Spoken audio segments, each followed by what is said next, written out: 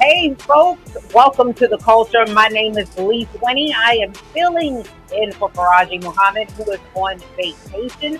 We're going to do it for the culture today, folks.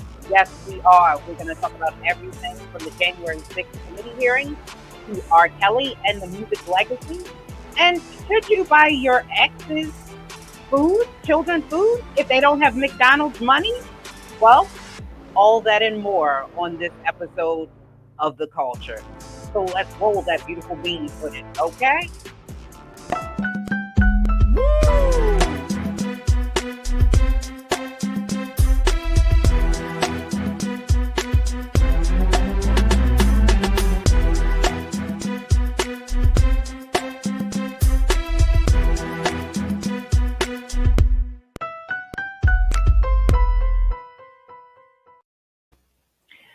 Okay, folks, this has been a historic month. We've come to the closure of yet another month, and we've seen so much history take place. Now, we've seen the Supreme Court seem unhinged with the rolling back of decades old precedents with the repealing of Roe and them also going after the enforcement of Miranda rights. However, this month has not been all bad. We have seen Miss Ketanji Brown Jackson, who actually will become the first African American female to sit on the Supreme Court, as well as gun legislation that we have not seen in more than 30 years. But we are watching history unfold as we are seeing the January 6th committee hearings. Now, this is something that I never thought I would see in my lifetime, and I'm pretty sure a lot of you thought the same, where we are seeing a former president or United States sitting president do and say the unspeakable. Now, we have recently seen on Tuesday Miss Cassidy Hutchinson, who was a former aide of Donald Trump, actually sit down. This is actually her fifth time sitting in front of the committee, where she actually has done 4 behind closed doors depositions, and she dropped some bombshells. In order to go over this today, I need 2 of the most dynamic culture crew and guests to actually unpack all the things that are going on so we can discuss exactly what is happening and why we should be informed about this. The first one is Mr. Jesse Hamilton McCoy, Esquire. He is Duke University's clinical professor of law and supervising attorney for Civil Justice Clinic. And Mr. Hassan Gordano, Mr. Politics himself. I want to welcome both of you to the show. How are you doing today, the both of you? Having me. Oh, absolutely. Absolutely. So I want to talk to you first, Jesse, to kind of go over a little bit for folks who may not understand what are these hearings? What are they for? And what should we be looking for when we're watching them? So, the purpose of these hearings is to provide some degree of transparency in what this investigation of Donald Trump's involvement in the January 6th insurrection is, as well as talk about all the dynamics that go into the January 6th, whatever you want to call it, insurrection, treason, whatever you want to call it. So, what we now know is that we know that there were Capitol Police officers who were killed as mobs of people tried to storm the Capitol. We also know that there were various representatives whose lives were in danger. We also know that Donald Trump's very own vice president, Mike Pence, was involved in danger, or was a subject or a target of the people. But what the purpose of these hearings is for is to pretty much make it transparent in really what I feel like is an attempt to get the Justice Department to get involved and push along an investigation and ultimately seek conviction against Donald Trump. Okay, so when we're watching this, because we're seeing this all play out, and we're seeing that he was warned. So Trump and his chief of staff were warned that there could be violence. We're even seeing now that they're saying that he may have wanted to participate in some capacity. He's even been quoted saying things like he doesn't care that they have weapons. They're not here to hurt him. What are the next steps? So if this is only to really change the public opinion, and this is a question for the both of you, what is the purpose? Is this a bad thing for the Democrats that they're going after this and there's not really a whole lot that can be done? Can this backfire on them? Well, I'll first begin by saying it's a bipartisan committee. And as actually probably the most vocal person on the committee has been Liz Cheney, who is Republican. I think that this is also an attempt to try to alleviate some of the misinformation that people have had widespread nationwide about what was happening, who was involved, and just how massive this organization of the operation was. We are now seeing, because of the testimony and because of all of the investigatory work, that even people in the very seat of power in the White House not only knew, but in many cases helped to implement many of the things that we saw unfold on January the 6th. Okay. Well, part of the problem is people in this country, and especially in Washington, D.C. these days, want to allude to bipartisanship when you have one or two of the opposite party, right? And that's the problem. This committee is nowhere near bipartisan. You have two disgruntled Republicans that were appointed to this House committee. No other Republican on the House dared to even want to serve on it, let alone be appointed to serve on it. It's almost like the gun legislation we saw pass even in the Senate. I mean, 10 Republicans out of, almost 48, 49, that's really not bipartisanship. That's just certain individuals finally doing what they're supposed to do, their job, and learn how to compromise. This January 6th committee is Democrats dragging it out, hoping to get a bump before the November general election, these midterm elections, where they look to be, in all intents and purposes, going to be trounced and lose the House and probably the Senate as well. I think that they're spending a lot of taxpayer money for something that most people either know one way or the other. You either believe that it happened and it was Donald Trump and their fault, or you don't. And I don't think this committee, the hearings, the televised hearings, are going to change anybody's opinion overnight. They need to be focused on these recent Supreme Court decisions. They'll get more of a live audience for that than they will this. So you think this is a mistake? So Democrats, are you saying that they should not have done this investigation? This is just a big waste of time from the viewpoint of the American public? Now, I think so. In order to have the investigation, I think they first appointed a special investigator, right?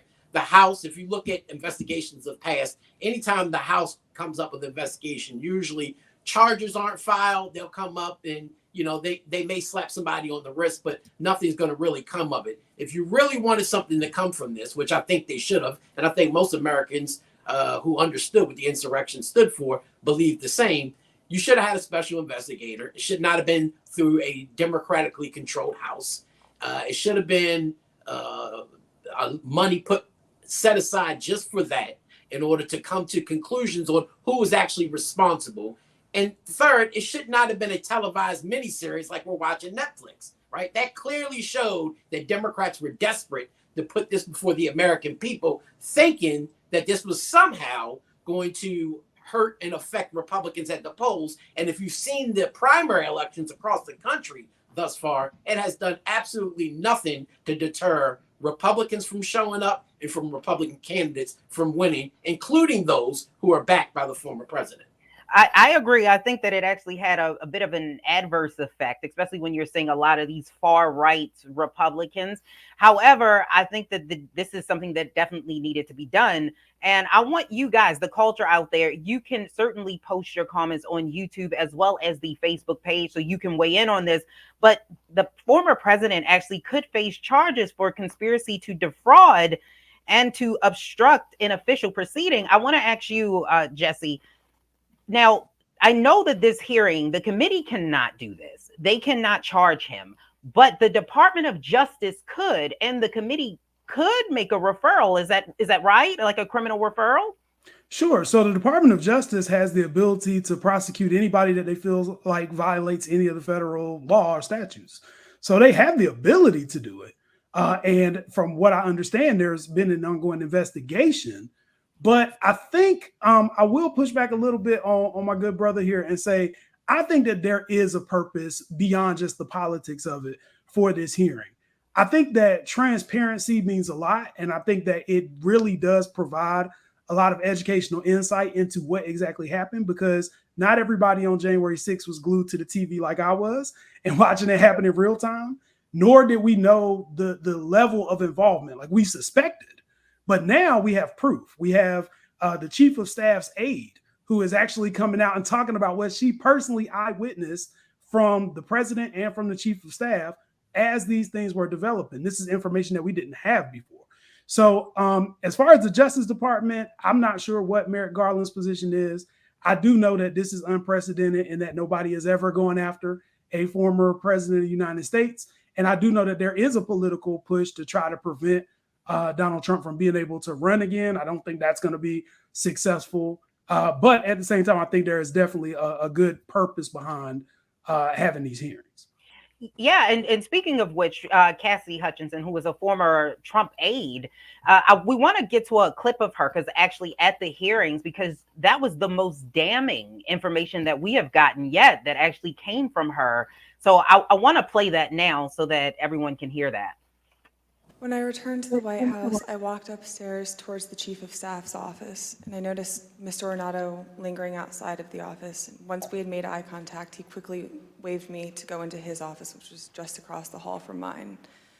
When I went in, he shut the door, and I noticed Bobby Engel, who is the head of Mr. Trump's security detail, sitting in a chair, just looking somewhat discombobulated and a little lost.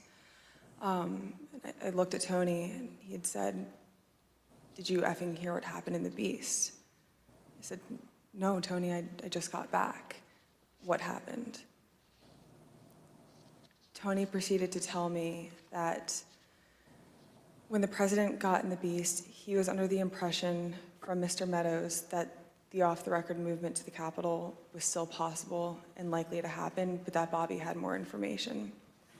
So once the president had gotten into the vehicle with Bobby, he thought that they were going up to the Capitol, and when Bobby had relayed to him, "We're not, we don't have the assets to do it, it's not secure, we're going back to the West Wing," the president had very strong, a very angry response to that. Tony described him as being irate. The president said something to the effect of, "I'm the effing president, take me up to the Capitol now." To which Bobby responded, "Sir, we have to go back to the West Wing." The president reached up towards the front of the vehicle to grab at the steering wheel. Mr. Engel grabbed his arm, said, "Sir, you need to take your hand off the steering wheel. We're going back to the West Wing. We're not going to the Capitol." Mr. Trump then used his free hand to lunge towards Bobby Engel, and when Mr. Ornato had recounted this story to me, he had motioned towards his clavicles. And was Mr. Engel in the room as Mr. Ornato told you this story? He was. Did Mr. Engel correct or disagree with any part of the story from Mr. Ornato? Mr. Engel did not correct or disagree with any part of the story. Did Mr. Engel or Mr. Ornato ever after that tell you that what Mr. Ornato had just said was untrue? Neither Mr. Ornato nor Mr. Engel told me ever that it was untrue. All right. So when you hear that, this is a sitting president who wants to be in full participation. And of course, this is all coming from her. This is alleged. What does that make you think? Like, do you think that this information, this is something we hadn't heard this type of information yet? We kind of heard that he might have knew, but when you hear he wanted to participate, Jesse, does this change anything? Well, I think it changes a lot as far as his degree of culpability. It doesn't change perspective. Like, I think we all knew that he was involved in some way, shape, or form. And we saw the video of him hyping up the crowd. But we have to remember what this crowd was going to do. They were going to disrupt the confirmation of the election results. And we already know that Mike Pence was the person who was responsible for confirming.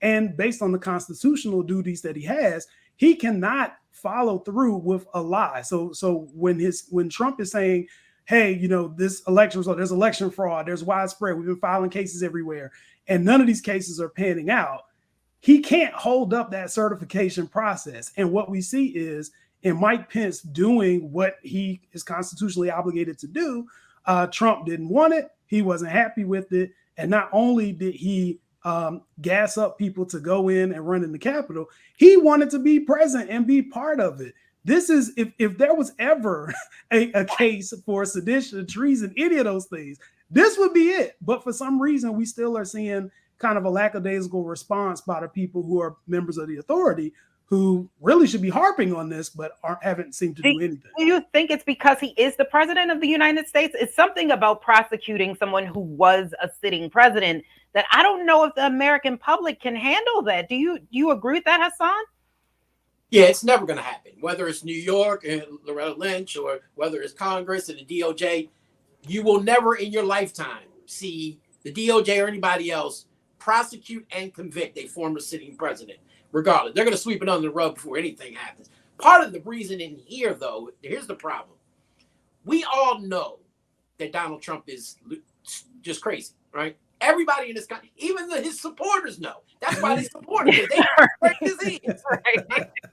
West Wing used to be a show that I loved, captivated me, but it was a show, right? We knew what it was. I got involved in it, but it had no influence over my everyday life. I liked it. I looked at it. I went on with life. And that's what most Americans are doing with this. They like it. They tune into it. They engage, but they have their own personal feelings. The problem with convicting a president or even charging somebody in this is we have to start with who planned this out.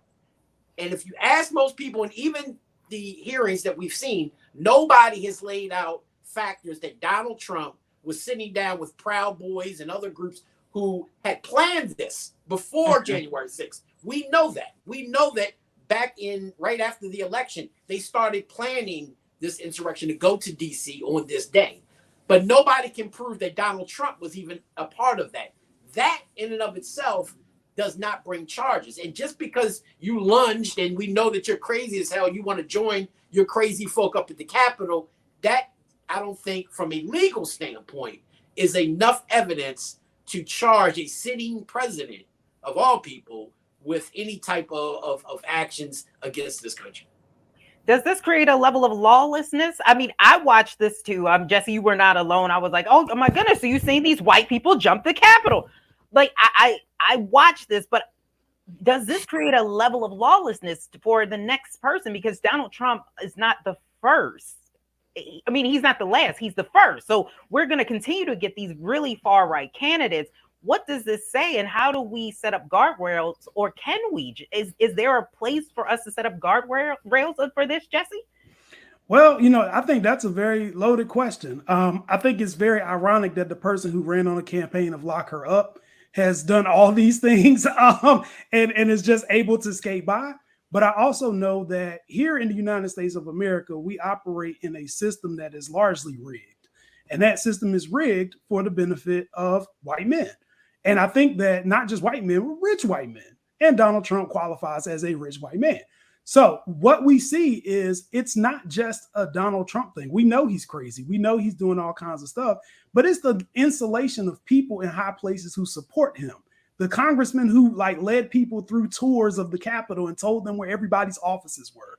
It's the people who were people like Mark Meadows, his chief of staff, who allowed this gas to get into people, to fill them up, to make them want to go and rush the Capitol, and didn't do anything to dissuade it until the 25th hour. And all of a sudden now it's, we need to put a statement out, right? So we see this. I think the issue that I have, and the biggest concern that I think the American people are going to want to know come election time, is we know this man is going to run again, right? So if we're going to say that he can do all of this and there's no accountability and he's going to be able to walk right back into the election, what is the point of having a democracy anymore?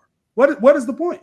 Do we know if he's going to run? I mean, he hasn't filed. I don't think he's filed any paperwork as of yet. I think he's borderlining some campaign finance issues. Do we know that for sure? No. And I honestly, and I've said this on the program before, I don't think Donald Trump, and I would almost guarantee he won't run in 2020. Donald Trump it's all about, in his mind, his reputation, right? That's why the defeat meant so much to him. He's not a man used to losing, right? Especially in such a public manner. Now, here's a person who clearly got beat. All this rigged election doesn't mean anything. He's going to continue with that. But he is now, look at the elections that have happened in these primaries across the country. He is now the leader of the Republican Party. And I would hasten to say, even if somebody ran in 2024 and a Republican became president, the president is supposed to be the sitting member or the chief member of their party at that point. I guarantee Donald Trump, even if he is not that nominee, will still be the most influential person in the Republican Party. His mindset is, if I run and I lose either the Republican primary, I don't even think he gets out of the Republican primary. But if he runs and he loses, what will that do to his reputation? And his reputation means more to him than anything. So I think he realizes his power now as being the leader of the Republican Party, the money that comes with it, the influence that comes with it. And I think that he'll probably put someone up who he says, that's my successor, whether it's our governor from Florida or whoever he wants to tap as his successor. You'll see them as the nominee for the Republican Party in 2024. But I don't think he'll run at all.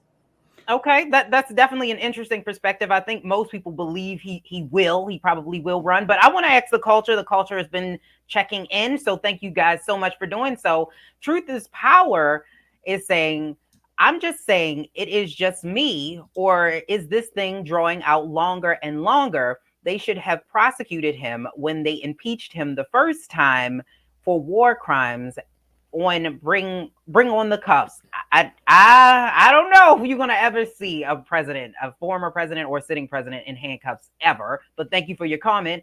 Donita Jackson actually says, sometimes I believe they take all this time to give us time to process and not totally black out for what they knew they would always do, which is absolutely nothing. I kind of agree, because there's not a whole lot they can do. The Prince says, what a scam with no cross exam.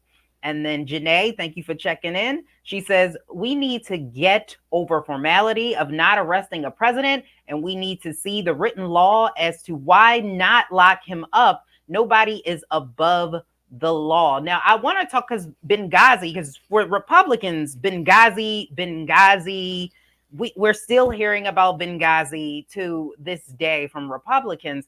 What made that flip? Because now, this is the party of lock her up, like Jesse said. And now it's like, no, it's okay. How do you stand on that as patriots?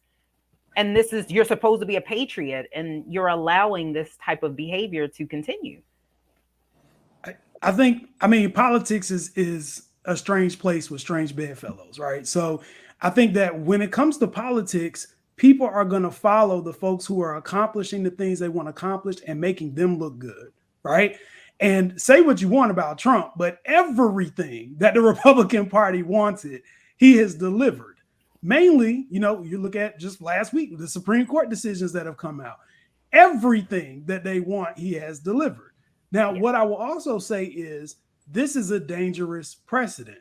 If we are going to say, that the thing that Black people in America always knew, masked white folks run the world, right? If we're going to say that this is what is going to govern, then everybody should have the liberty to be able to do the very same thing. We should all be able to run up in Capitol Hill when we don't get our way. And that's going to promote some degree of lawlessness. So I think somebody's going to suffer. I don't think it's going to be the people who were the architects of the system who orchestrated it. I think it's going to be those low-level hanging fruit, the Proud Boys and the folks like that they can get in there, throw them away, say, oh, look at them, they're the bad people. And then they go back to their jobs in Congress or wherever. I also think that it's important for the American people, if we want an informed voting citizenry, it is important for the American people to not be apathetic when something like this happens. If there was ever a time to not be apathetic, that time is now. And you need to take inventory of who was where and who did what.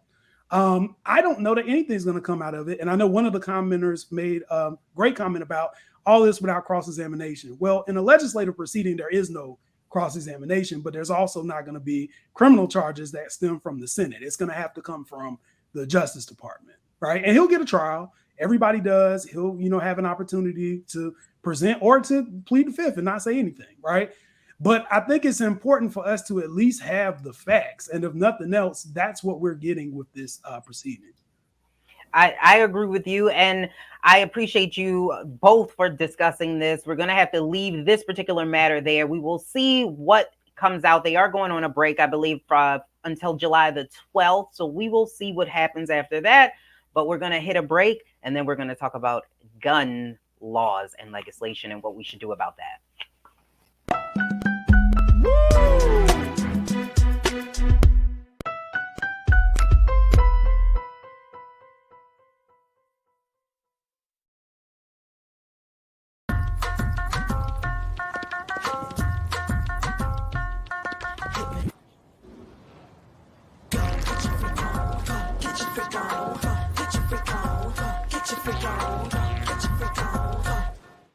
Verizon just gave us all a brand new iPhone 13. We've been customers for years. We got iPhone 13s too. Switched 2 minutes ago, literally right before this. iPhone 13 on us on any unlimited plan for every customer, with plans starting at just $35. All on the network more people rely on.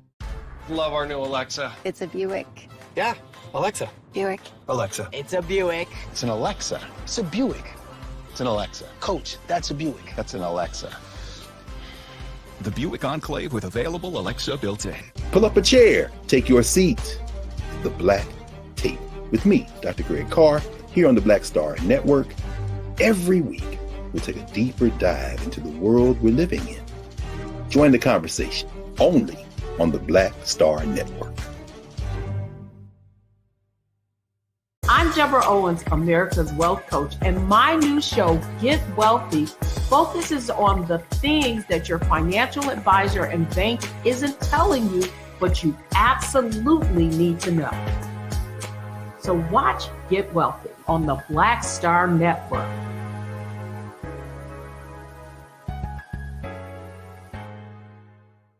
Folks, Black Star Network is here.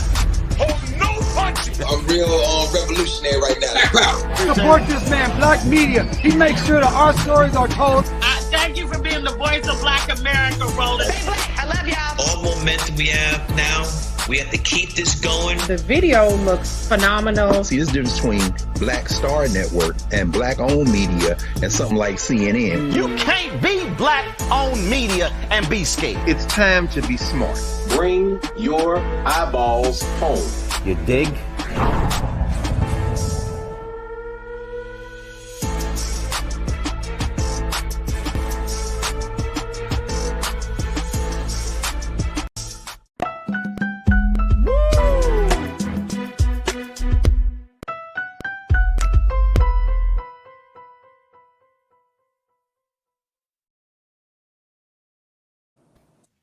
And we're back. This is Lise Winning. I am filling in for Farajii Muhammad on The Culture. Right now, we're going to talk about guns. This country has a gun problem, and we have been dealing with this for far too long. We did pass some gun legislation, but I want to discuss whether or not this will actually make any change. This year alone, we've seen unprecedented amount of mass shootings occur all over the country. We did get the gun safety package. It's a bipartisan Safer Communities Act, which includes $750 million to states to support red flag laws. In 19 states and DC actually already had them. It will close the boyfriend loophole. It actually will make gun buyers under 21 get enhanced background checks. It will clarify the definition of federally licensed firearms, and also new offenses for gun trafficking, and straw purchases.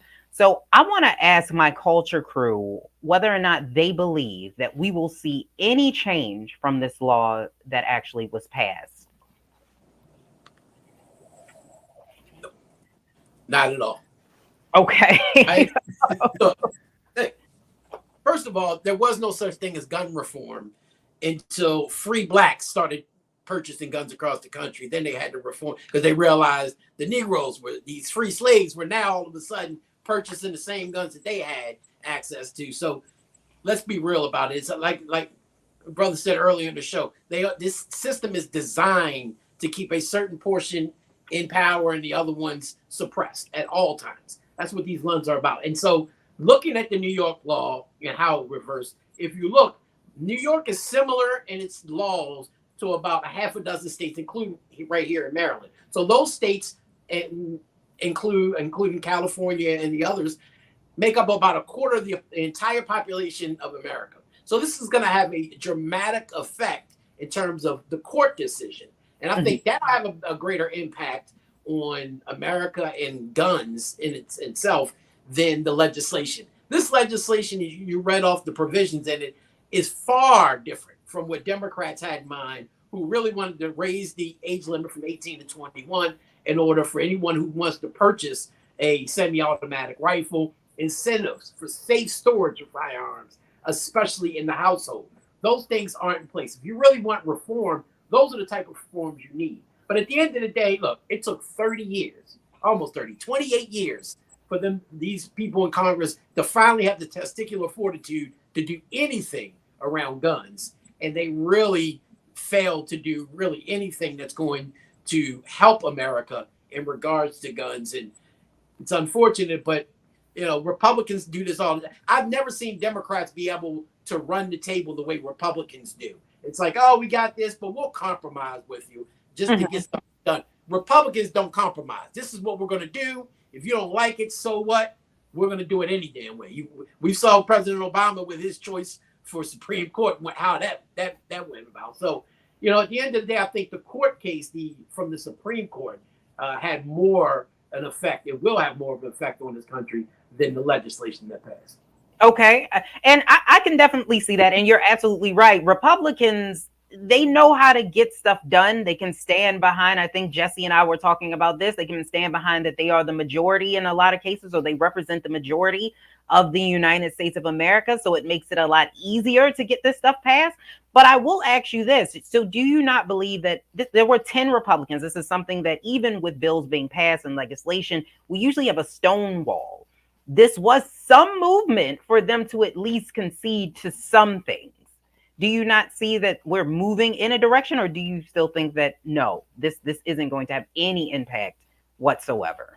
No, because if you really wanted, looking at how this country is moving, right? Looking at Buffalo and Texas and all these mass shootings, this should have been unanimous. The hell with 10 Republicans. Every Republican in the Senate and the House should have said, you know what? We need some type of compromise. We can't allow children to continue to die in mass shootings like this and just turn a blind eye because of the Second Amendment and because of all the people that continue to fund them and make them millionaires. So to me, 10 Republicans saying, oh, yeah, let's make the party look good. Half of them are up for re-election. So a lot of them were doing it for political purposes and not so much, for conviction. That's the problem we have in this country is you have this far right and your far left, and we don't have legislators actually representing the interests of the people and saying, doesn't matter what I believe, let's do what is in the best interest of the American citizenry. That thing has gone out the window. I think a lot of Americans, I think there's a nice amount of us who we think we have too many guns. There's just way too many guns in this country. But I think there's a nice amount of people who believe that you should own a gun and you should have the right to do so, and as well as owning an AR-15. I want to get your opinion on this, Jesse. Do you think that we should ban certain guns? Because in '94, Clinton did sign an assault weapons ban, which expired 10 years after they allowed that to expire. Do you think that it's the type of guns that we have in this country, and if we ban some of them, it could help prevent some of the death of mass shootings? So I'll be honest and say I'm of two minds on this, right? I do think we should ban it, but I want them to ban it after I make sure that I got just as many as they got. Because I don't want to be the one caught lacking. So I feel like one of the things that is important for us to kind of understand is there is a lot of money from the gun lobbyists, from the NRA, that gets funneled into politics. And that money is going to go largely to conservatives and conservative causes. So they have a vested interest. It's kind of like you can't ask a politician to shoot themselves in the foot, probably a bad pun, but to shoot themselves in the foot and stop the gravy train that's keeping them in office. And so we have to come to the realization that it's just not going to come from the Republican Party. And one of the things we mentioned before was just about how it seems like the Republican Party is always able to, stay on message and go through their agenda. But I will put this out there. We talked about this a little before the show. It's really easy to stay on brand and stay on agenda when you are representing the hegemony and essentially acting as a monolith, right? So if the issue is going to keep people with guns and the issues are going to support white men, rich white men, and the things they want to do, you don't really have a lot of diversity of opinion there. The harder part is trying to build these coalitions of people to overturn things. Now, the last thing I'll say is guns are pretty much in the DNA of America. Like that's how we got our freedom. Yeah! I just don't see how people are going to, or especially the people who use those guns to get their freedom in the first place from, taxation, but that's another story. I don't see how they are going to ever turn their back on what they view as their savior and the thing that helped them go out and conquer the Wild Wild West and, fight in D-Day and all of this stuff. They're not going to do it. I do think that there is a role here for states particularly to step up because they have police powers within their borders to step up and start emphasizing the kinds of limitations that they want to put on gun reform. But I think we're at a point now where if babies getting killed at a school isn't going to move somebody, I think that ship has sailed. I agree with you. I think that we do need to start somewhere and maybe banning some of the types of weapons that are out there, which is something, it's not in the bill. Like, this is something the Democrats wanted. It's just not in the bill. Like you said, universal background checks, it's just not in the bill. These are things that they just couldn't get done. But when we look back in 94, when they did ban it, they say that mass shootings went down. And I know that a lot of people want to use this for hunting, which I'm like, if you're using an AR-15 for hunting, I mean, you suck. Yeah, that's what I'm saying. Like, it's okay. But we've had so many. In February 2018, Douglas High School, 17 people dead using the shooter used an AR-15. October 2017, the Las Vegas shooter also used an AR-15. Sutherland Springs Church in Texas, 26 killed. And all of these were AR-15s. So if we had less, I think, of those types of weapons, I think we could save more lives. But I want to ask you, not even just about these assault style weapons, we also have a problem with handguns in this country. And I don't want to say black on black crime because that is just not true. Because you're probably, if you live in a community, you're more likely to get assaulted or robbed by somebody that looks like you because they're the people that live in your community. But we do have a problem in this country with people getting killed with handguns and just murder in general. How do we handle that with gun violence? How do we do that? You can't really pass that in legislation. And that's the huge problem we have, even with this new law and laws across the country, is I'm in Baltimore. We've had 300 plus homicides every year for 8 years straight now. Many of those homicides did not come from guns from people who had guns legally. Let's be honest about it. So legalizing or illegalizing handguns is not going to stop. And most of those guns were not AR-15s. They were handguns. So then that begs the question of, okay, then what do we regulate? Because I agree. I'm a Second Amendment believer. I think we all should be strapped, in my opinion, and from black to white. But there is a question of what type of weapons do we need AR-15s and these type of guns to protect your household? Because that's really what it was all about, is to be able to protect your property back in the day. That's when it all created. So I do think we need that. But what's the regulation? Because you can be able to now go online and create guns, but you can rig a certain magazines to be automatic and let off a certain amount of rounds beyond the usual 13, 15 rounds of an automatic gun, right? So there are ways around it, but it's a lot easier to regulate something when you don't have those type of weapons being sold, especially to 18 and 19 and 20-year-olds. I mean, I don't want to make age as a factor as if, an 18-year-old is more, vicious than a 46-year-old. But I think if we look at the laws that we have in this country, you can't even drink alcohol until you're 21, but yet you can go and purchase an AR-15 at 18 years old. There's certain things that are wrong with the laws that we have currently in this country. But again, the argument has to be made from the legislators who are supposed to represent you and I's interests, but they're actually up there representing their own, and we have no voice in that matter. Yeah, I want to ask you this, Jesse. I don't know if you can answer this question, but I do want to get your opinion on it. So Black people in this country, we have a really unique relationship with guns because we do want to feel safe. We don't want to give up our weapons because we are woefully unprotected in this country. Do we need to change the relationship that Black people have with guns? Because we see it in music videos and songs, and it's almost glorified. Like we were seeing the prom pictures come out. I don't know if you guys saw them, and I saw it was a young lady and a guy. They were standing around with, they did have AR-15s. Like, how do we change this behavior and this relationship? So how do we change gun culture? That is a heavy, heavy question. I think that, as was mentioned before, I think one of the concerns we have for the actual crimes that do happen It's people who aren't, getting it legally. It's people who aren't necessarily getting their stuff registered and not even registered to be carriers, and I don't know that there's a way to regulate that kind of criminality. I think what the process that largely the Democrats have been pursuing is if we just, put blanket regulations out there to stop the flow of how many guns come in or go out, then that'll reduce the number of guns that end up in people's hands. But I'm not convinced that that's what's happening. I think people have cousins and uncles and folks in other states that can get them whatever they need. I think that what we also need to do, and this is, particularly for young people, we don't have a lot of like conflict resolution, community centers, all the stuff that I remember growing up. That stuff has been defunded, closed down. And so what people have largely been doing is, because we know that there's danger in certain elements in certain places, and because people don't have other economic opportunities to be able to grow, we've basically left people to fend for themselves. So folks get caught up. They get caught up in gang life. They get caught up in drug life. They get caught up in whatever. And our media, our system sometimes has a tendency to glamorize that stuff. So people say, okay, if I got bigger guns, I'll get more women and I can go make more money. And so I think that it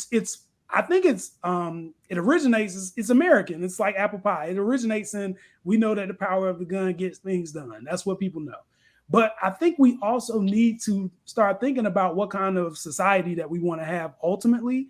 And if we want to have a society of people who are able to work their problems out without the need for a weapon, because most of these people aren't defending their homes when they, shoot folks. If we're trying to have a society that can progress without the need or dependence on weapons, I think that we need to bring back tools that are going to train people, particularly young folks, on how to do that. Okay. Now I want to ask the culture. The culture has been tuning in, and thank you so much for doing so. Rashida Guest said that gun problem is a major understatement. I agree with you there. And Tiana says Republicans can stay on message. I think that that's always been the benefit of Republicans, that they take a message and they can run with it. We have RJ Coleman 3. Thank you so much for checking in. He says gun ownership is not a Democrat or Republican thing. I agree with you. And I think that's another reason why it's so hard to pass legislation, because I think that Democrats and Republicans alike, we all in this country, we like guns. We love our guns and apple pie. Truth is Power said, I have a problem with Black people killing other Black people, but I also have a problem with me having a gun and a gun being registered, but a cop mistaking that and murdering me anyway. Yep. And that's another thing. We don't really have, any types of protections in this new bipartisan law for people and registered gun owners, because we did see that, where there were people that were registered licensed gun owners and still were killed by the police. And that's why I think that we do have a very interesting relationship, African Americans, with guns in this country, because I want to ask Hassan this. If they were to pass some legislation, do you think even they could get the support of Black people to get behind it if they were going to start banning certain types of weapons or banning guns altogether? No, absolutely not. See, here's the real crux about it. Guns don't kill people. Stupid ass people with guns kill people, right? I ain't never seen a gun. Guns don't kill people. Guns don't kill people. No, people can. Have you ever seen a gun shoot somebody by itself? It doesn't. It comes from a mentality of individual. Here's the thing. We're not the only country in this world that has guns, but look at the fatality rates of these other countries. We have a culture in this country that allows for the element and the mental health of an officer, a racist officer, many of them, who pulls the trigger on a Black person, who is scared of a Black person's shadow, let alone that person, right? And until they can have a mental health reversal and being able not to be that way, that's who they are. It's the same way we have across the country. These individuals who are shooting people on the streets of Chicago and Baltimore and others, they don't have licensed guns. This is a mentality that they're taught through, I don't care if it's through music. I'm a big thing about these new video games. You saw that in Buffalo. That kid saw and used and emulated what he saw in a game. If you look at the video and exactly how he held the weapon, how he shot people, because this is what they're playing 24/7. children absorb what's around them. Our children are starting to be perpetuated by what they see on TV, which is largely these video games, whatever that gun, whatever they steal the cars, whatever that damn game, that you're cussing, you're killing people, and you're getting points for it. You get more points for how many people you kill and how many cars you steal. This is a culture in our society you don't see in other societies, in other countries. And that's why it doesn't perpetuate the way it does with their guns, because their mentality is not the same. We really have to deal with mental health in this country, but it's the third wheel of politics, and nobody really wants to talk about that. It's a harder thing to manage. It's a harder thing to manage mental health. And I think that's why they go after the guns. But, is this a lose thing for Democrats? Like, if Democrats are going after gun control, do you think that this is a losing issue, especially with those middle of the road voters who are kind of in the middle? They're not really sure. And it seems like the United States is coming after their guns, even though, like I said, this legislation is quite soft. Do you think this is a losing issue for them? Well, I'll just say this. I think that there's not really a great understanding of what we already have going on currently, because just like we were talking about before, there are people who have done all the appropriate legal steps to have gun ownership, and they're still killed by police. I thought of Philando Castile, and the fact that we all were thinking if there was ever a time for the NRA to come out and say something, now would be the time. He did everything he was supposed to do, and there was radio silence. And I think that gives you sort of the inference as to who they are really out for in protecting. And it all goes into what we've been talking about this whole episode. It's certain people can have guns. Certain people can be able to exercise their rights fully, whereas other people we're going to be afraid of, we're going to be scared of.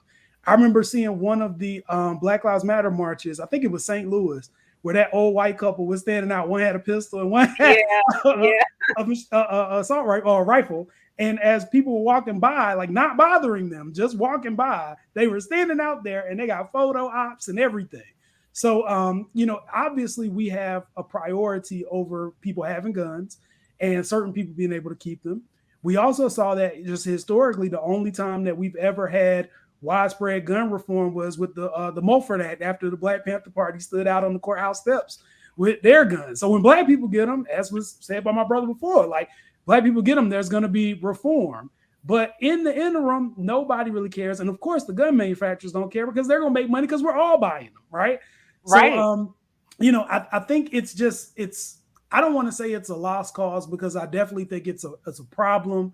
I think that other countries don't resort to guns like we do.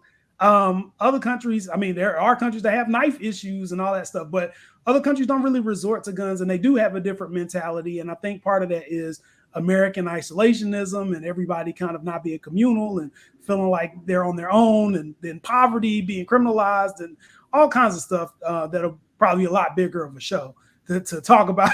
but I just don't know. I think gun legislation is one of those things that nobody is going to support unless they know everybody else is going to be willing to hold themselves to the same degree of accountability. And since nobody wants somebody to outgun them, it just won't happen.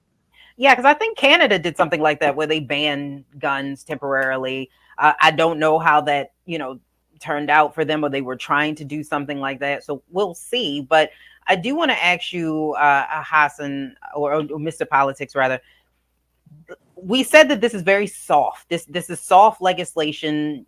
They did not allow you to be able to sue the gun manufacturers, which is something that Joe Biden mentioned.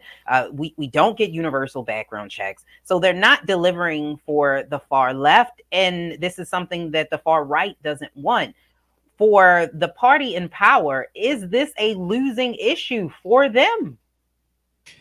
Yeah, I don't. This is certainly not an issue. As a political consultant, I would tell them straight up, leave this alone, right? Because the Second Amendment, this is what the Supreme Court just ruled on with the New York law, is a lot of these are state laws, right? California has 16 laws before them right now that Governor Newsom said he's going to sign every single one of them in, especially after this recent Supreme Court decision. Some of them are what Democrats wanted in Congress and couldn't get passed, including being able to sue the gun manufacturers, which I think is taking it way too far.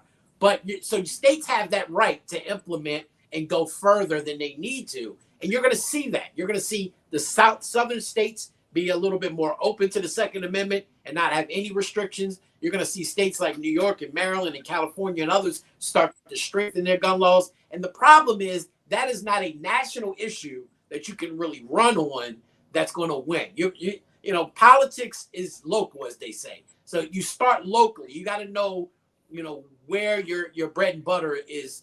And I think November, especially this year, Democrats need to focus on the economy, because that's the number one issue that will always affect any voter. I don't care what your race is, your color, your creed, or your party affiliation. If your pockets is pinched and you ain't got no money in the bank and inflation is going up, I don't care whoever's in charge, they're getting blamed for it. Mm-hmm. So those are things that they can, these recent decisions by the Supreme Court, especially with Roe v. Wade being overturned, these are issues that are winning issues that they can run on and be able to get their voters to the polls in order to change hearts and minds. Otherwise, you keep focusing on January 6th and guns, man, you're going to lose, at least 50 seats in the House and probably 10 to 20 in the Senate. Wow, that's some bleak forecasting you're doing for the Democrats.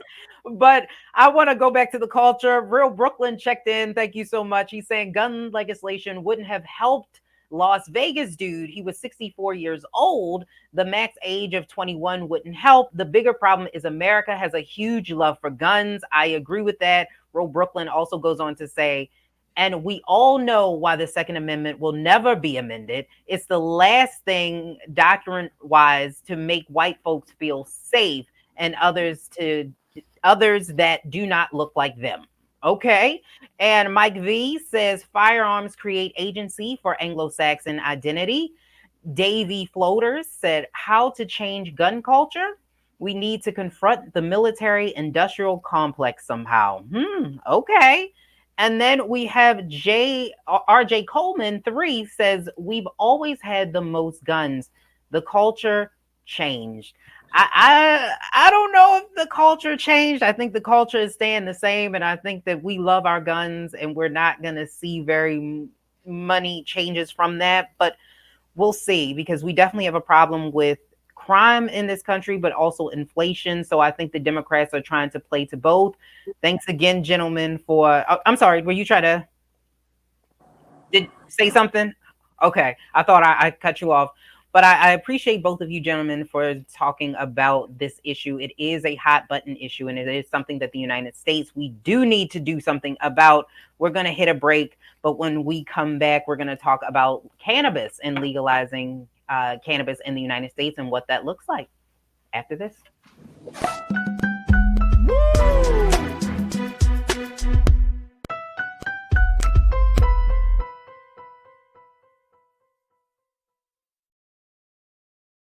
iPhone 13 on us for every customer. Current, new, everyone. To show the love.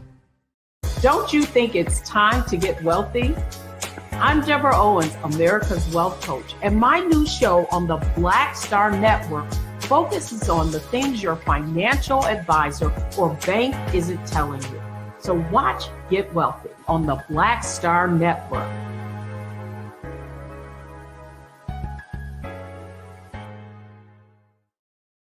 Hi, I'm Dr. Jackie Hood Martin, and I have a question for you. Ever feel as if your life is teetering and the weight and pressure of the world is consistently on your shoulders? Well, let me tell you, living a balanced life isn't easy. Join me each Tuesday on Black Star Network for A Balanced Life with Dr. Jackie. We'll laugh together, cry together, pull ourselves together, and cheer each other on. So join me for new shows each Tuesday on Black Star Network, A Balanced Life with Dr. Jackie.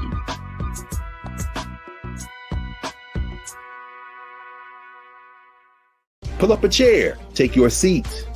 The Black Tape with me, Dr. Greg Carr, here on the Black Star Network. Every week, we'll take a deeper dive into the world we're living in. Join the conversation only on the Black Star Network.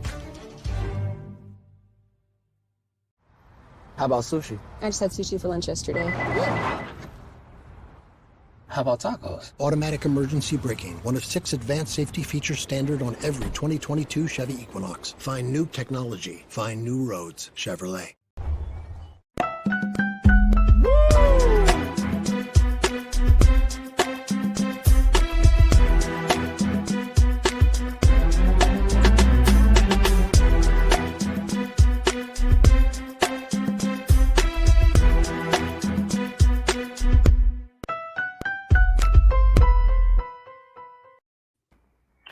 All right. You have tuned into The Culture with Farajii Muhammad. I am Lise Winnie, filling in for Farajii while he is on vacation. He will be back next week. So we're going to talk a little bit about cannabis and whether or not we should be looking at this issue. Right now, the Democrats have everything going wrong with the economy is out of control. We have crime that's going up and no one can agree on anything. One thing that the American public can agree on is that more and more of them want to see the legalization of cannabis. And I wanted to bring in a professional who this is what she does. I will say that we go back like babies and pacifiers. She is a sister from another mother. It is Ashley, the cannabis nurse. She is a registered nurse and the owner of Cannabis Nursing Solution. She is also an author of ACEs Medicine. I want to bring Ashley into the show so that we can discuss whether or not, hey, how are you doing? Whether or not we should be talking more about the legalization of cannabis and what this actually would mean for the progression of people of color. Hi, how are you doing today? I'm fine. How are you? Can you hear me okay?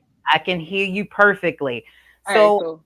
let's start there. We're not really hearing a whole part about cannabis and it becoming legal in this particular election cycle. We are seeing certain states that are bringing this to the forefront and more talk about actually making recreational cannabis something that more people have access to. Can you discuss a little bit about how this could benefit African Americans who have been greatly impacted by the war on drugs? Yeah, no, I think that cannabis comes from right now, the state of cannabis from a like policy standpoint, it comes from a more capitalistic standpoint. So, how can the states increase revenue, especially after COVID and all the shutdowns and things of that nature? The other aspect of it is the war on drugs that happened in the 80s and 90s.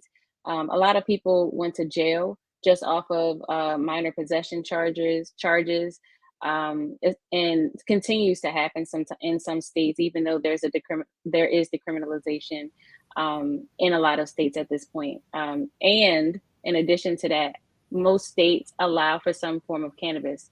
One thing that comes up sometimes when I'm talking to different patients is, can I carry it in the car? How do I get it from the dispensary to my house? Things of that nature, because people are just scared to get pulled over and somebody suspect that they may have cannabis on them.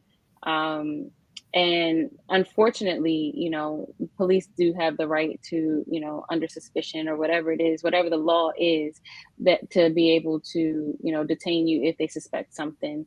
But the issue becomes, what if I'm not carrying THC, flower that has THC in it? A lot of people don't realize that cannabis has a lot of different like chemicals in it. The one that everybody knows is THC, the one that's psychoactive and everybody's scared of. But it also has CBD in it. And CBD is the one that's not so scary, right? And it's actually legal per the Farm Bill for you to carry it, distribute it, however you want to, basically. So if let's say, have flower that has that CBD on my body, and maybe I get pulled over by somebody and I happen to be of color, which you already have a stigma on you just because of the color of your skin, you're more at risk of being, detained or, some progressive action to occur.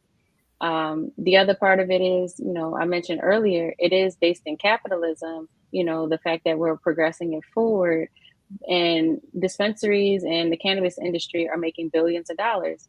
And Maryland alone, I believe it was like $600 billion in revenue in 2021. Oh, wow. But you have a bunch of Black and brown people sitting in jail to this day whose families have been destroyed based on the war on drugs over 20 years ago. And, when things like that happens in Black and brown families, the legacy just trickles on to the future. So, I in my role, I don't spend a whole lot of time focusing on the policy aspect of it.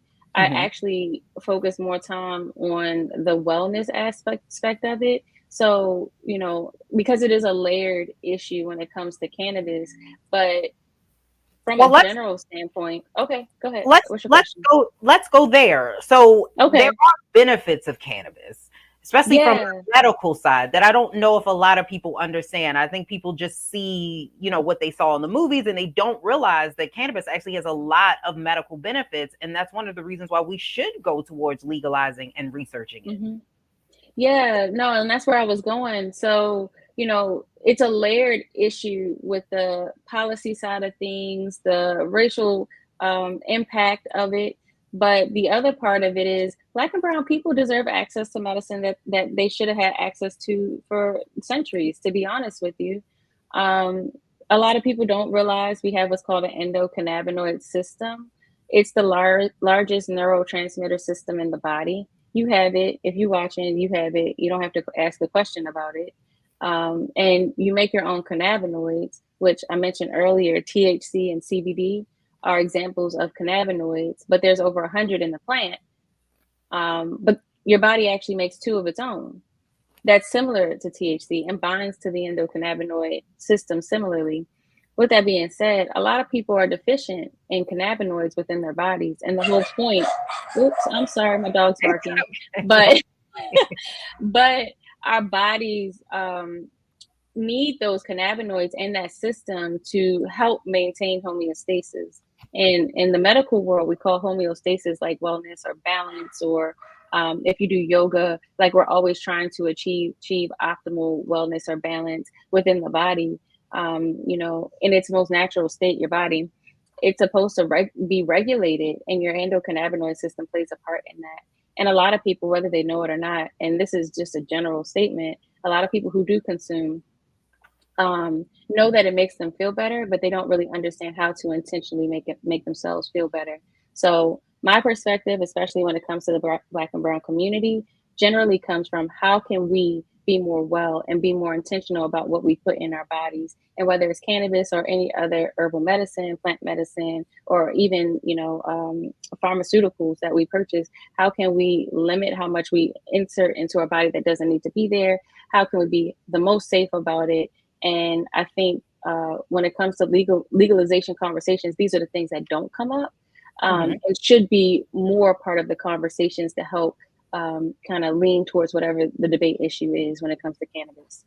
So if you are a medical cannabis user, and let's say you're in Colorado and you go to another state, you could be technically prosecuted, correct? Or yeah, you can. That's called interstate trafficking. You're not supposed to take it over the lines. So like, we're in Maryland. So if you go from Maryland to DC, technically you can't bring anything from DC to Maryland. It's illegal. If you get caught, you'll go to jail. And the fines are hefty. Okay. I think for the first offense, you can serve up to like 3 years in jail or something like that. And up to the second offense, it becomes a felony and all these things. And then there are mandatory minimums behind it as well. So where the judge, if they were to persecute you on a federal level, they can only persecute you at, I think, 85% of the minimum or whatever. I forget the exact number, but they can't go any lower than what that minimum is. So you going to jail. Oh, wow. No, so I want to ask you, how can nurses in your profession, well, one, what is a cannabis nurse? Because I think for the first time, some people are hearing this term and they're like, what is that? And then two, how can nurses advocate more for the legalization to help Black and brown people and really everyone, because cannabis can be used for everyone? So my role as a cannabis nurse is to educate. So let me break it down a little bit further. So my role as a nurse is to advocate for patients, educate patients, administer medicine. So it usually shows up, or what people are most familiar with is when you're in the hospital, your nurse comes in, they offer you some information about maybe your procedure, and then give you some medicine, to prepare you for the procedure or help you relieve pain or whatever it is that's going on with you at that time. Your role as a cannabis nurse is similar, where we provide you with education, information, things you may not know in relation to your body. That endocannabinoid system that I brought up, letting you know that exists for you. How can you optimize it? Because optimizing your endocannabinoid system, it goes beyond just the plant medicine, but like just your overall, like, what do you eat? What type of exercise you do. So as a nurse, I would give you some suggestions on how to optimize and will help come up with goals, help come up with the specific outcomes that we're looking for, or that you're trying to achieve based on your condition at that moment.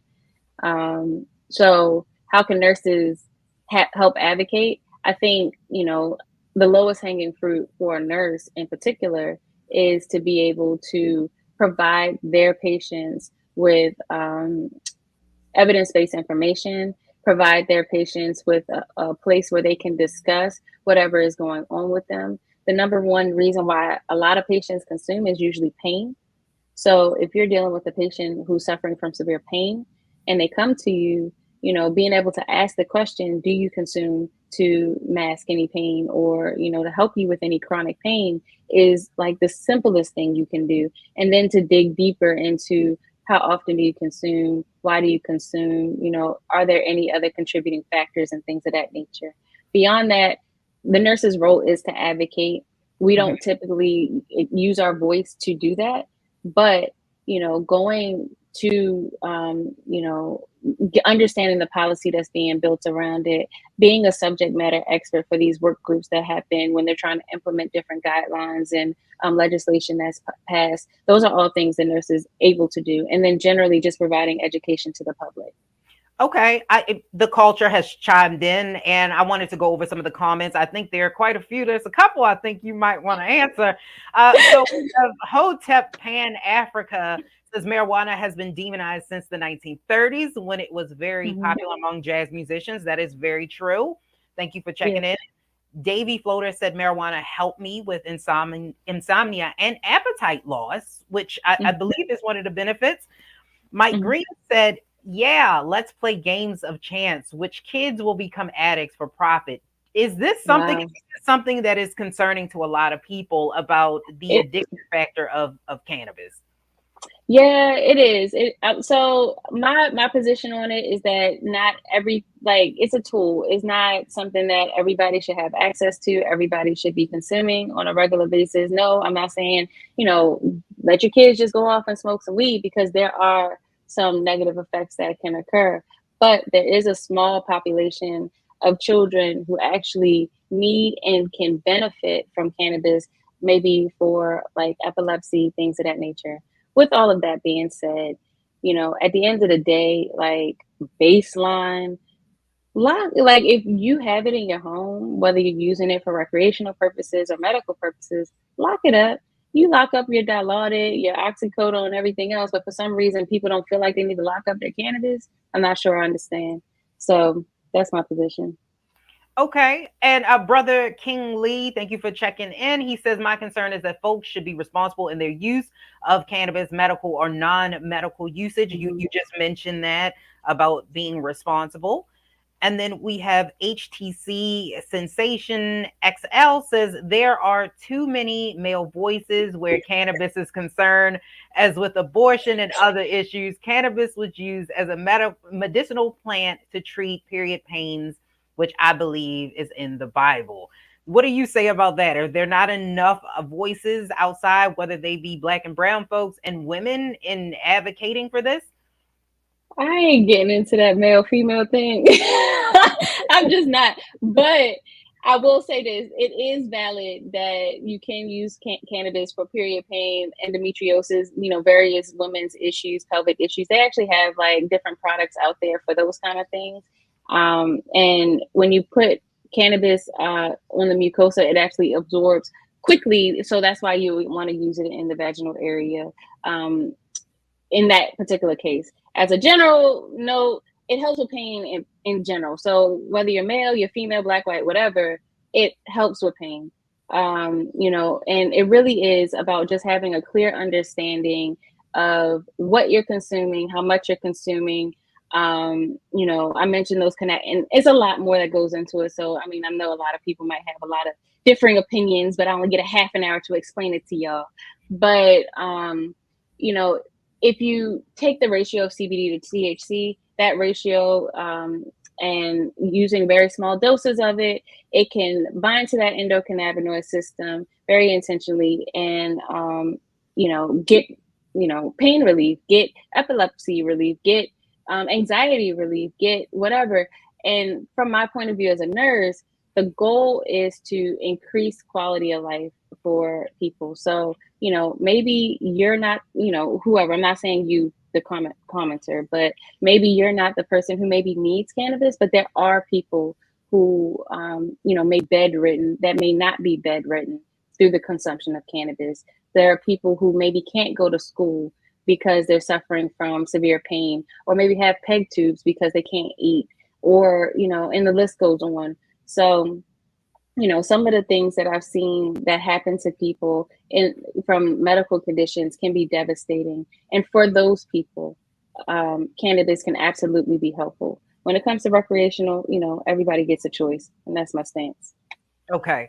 Yes, and there's definitely things that can be done. We had Nicole Spicer says cannabis should be legalized federally. It has been criminalized for decades, and African Americans have taken the brunt of that criminalization with lengthy prison sentences for minor possession. And I think that also when we're looking at making sure that everyone understands that cannabis is just not this drug that certain people cure everything.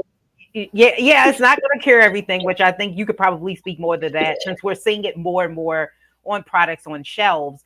And I don't know if some people don't realize that cannabis isn't legal federally, because we are seeing CBD and people assume that that is the same when it is in fact not.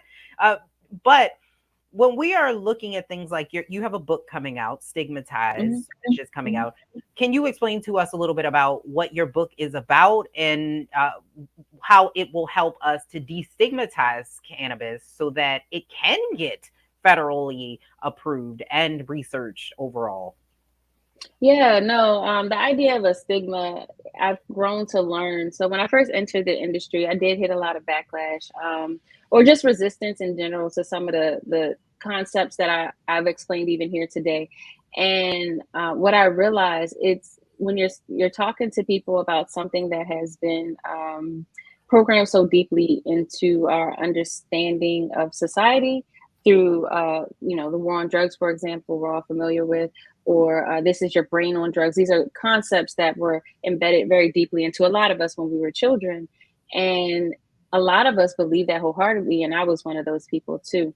But we do the same thing for a lot of ideas. So, I am Black, so this means this. I am a nurse, so that means that, right? And I realized in a lot of ways that I was trying to perform based on what the stigma is, right? Like I was trying to be the nurse that everybody thought I was supposed to be. I was trying to be the Black woman, the strong Black woman, like everybody thought I was supposed to be. And when I didn't perform at that, based on that construct, I realized that it broke me down in a lot of ways. So the idea behind stigma comes up the most when it comes to cannabis, like that resistance to accepting any ideas around the topic that may be against what we understand. But the reality is we all function within stigma. So how can we identify the layers that make us who we are, and then being able to put context around it so that way you don't judge me and I don't judge you? Yes, I definitely hear that. And you also wrote Ace's Medicine, which for a lot of folks, they may not know exactly what the book is about. Ace's Medicine is a children's book that you wrote for kids that are on medical cannabis, because there is a lot of stigma that it goes into actually taking their medicine that's actually prescribed to them. Can you talk a little bit about that? Yeah, so this is actually based off of an actual kid here in Maryland. And back in 2020, a bill was passed that allows cannabis in the school system. So essentially now the kid who advocated for it can go to school and they can take their medicine, the school nurse can administer. In most situations, a nurse is not allowed to administer cannabis because of its Schedule I status, or that is federally illegal. So generally it's a patient-driven medication, but this bill says, hey, this kid can take this medicine on school grounds and be administered by the school.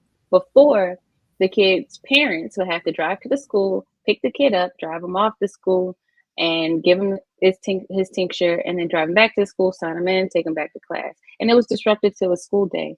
So now he has access to it in the school grounds. So anyway, when they passed the bill, I was asked to help build the guidelines, the rules around the implementation of the bill.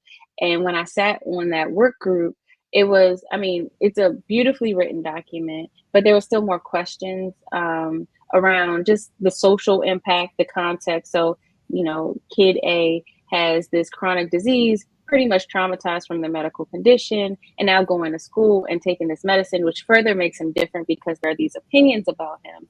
And, who's going to help this child? Who's going to support this child?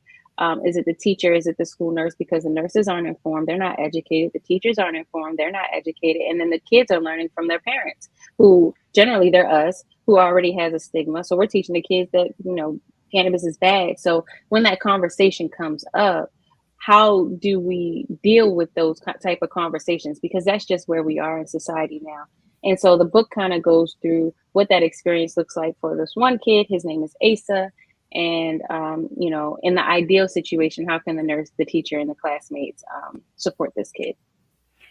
Yeah, and I appreciate you for, making a book that includes, because a lot of people don't include the fact that this does benefit children, who have seizures and other types of disorders. And this is something that has been beneficial to them when a lot of medications have not, and what it looks like when we as a whole look at this, like you said, a scheduled one drug, and we demonize people who actually do need it. We did have another comment, being famous, I think it's Siki. It says, weed is like liquor. I'm not drinking around my kids or giving them a drink. It's for grown folks. They said, I don't smoke or drink. When it comes to addiction, people who fall into addictions have bigger issues. If we ban weed, then liquor should be too. Liquor kills tons of people. Did you want to kind of go into that? Because the fact that it is, alcohol is legal. I mean, we did have prohibition, but you can drink and it can have a negative impact on you. Yeah, so the difference between alcohol and cannabis, and my opinion about whether you should do it, you shouldn't do it, I'm not going there. But the difference between alcohol is that it's actually quite toxic to the body, even in small amounts. So there's no, like, your body doesn't automatically make alcohol molecules. There is no system that mimics anything that you produce naturally. It is completely against everything that your body does on a regular basis. Cannabis, on the other hand, has those genetic components that mimic cannabinoids that you make already in your body, and it binds directly to the system that is intended to create homeostasis. So that's really the biggest difference as far as I'm concerned. Okay. Yes, I definitely understand that. And for individuals who, because I think you started a little bit of a back and forth in the comments about whether or not you should, legalize cannabis and the difference between recreational and, I guess, medicinal. Can you explain that a little bit before I let you go? Yeah. So medicinal is, I mean, consumption is consumption. You put it in your body and you like it just is what it is. But you know how we be wanting to make things difficult. So from a medical point of view, are we being intentional? Are we, assessing the situation? Do we have goals of use? Are we, or are we just using it because we just want to have a good time? We just feel like this is what we want to do. Like, you're not thinking about it. And, kind of going into the addiction standpoint of it, you can be addicted to anything. You could be addicted to caffeine. You could be addicted to soda. You could be addicted to biting your nails. So really it's a psychological, repetitive pattern that, like, basically your mind says, hey, I want to do this all the time. And it's usually based on some sort of trigger. So whether you're addicted to cannabis, generally is a psychological dependence. It's usually not a physical, unlike like opioids, where your body literally withdraws, or even alcohol. You can die from the withdrawal of alcohol. Cannabis is different in that regard. I forgot the question at this point, but I hope I answered it. Okay. No, you answered it. I just wanted a little bit of a back and forth between, the difference between, medicinal or for medical purposes and recreational purposes. And people are kind of like conflating the two in that particular situation. But I want you to give people your information so they know how to reach out to you if they have questions, because you are the owner of Cannabis Nursing Solutions and all the things that you're doing, because you're speaking all over the place. So I want people to be able to reach out to you and support the things that you're doing. Yeah, so my website is cannabisnursingsolutions.com. You can email me at gratitude@cannabisnursingsolutions.llc.com. And probably the easiest way to find me is on Instagram and is at cannabisnursingsolutions.com. I mean, kind of Cannabis Nursing Solutions. And you can just email me from there, send me DMs, I respond. So. See, and you saw all that magic. I didn't do a thing. It just magically appeared. It's just beautiful. I love it. I love it. I want to appreciate you for coming on here and giving the information, because it is definitely a hot topic issue, and it's something that we all should be talking about, even though it goes and it comes and it goes and ebbs and flows when it comes to cannabis and legalizing it. So thank you again for being here. You are amazing for the culture, and keep doing what you're doing. Thank you. I appreciate it. Talk to you soon. Absolutely. Absolutely. Well, we are going to be talking about the culture. We got some topics for the culture coming up. Of course, we've got to talk about R. Kelly, but we're also going to talk about whether or not you should have to buy food for your ex's kids if they don't have McDonald's money. I know we all heard that. Do you have McDonald's money? That particular day, these kids did not. And we are going to talk about it because it is going around social media right after this.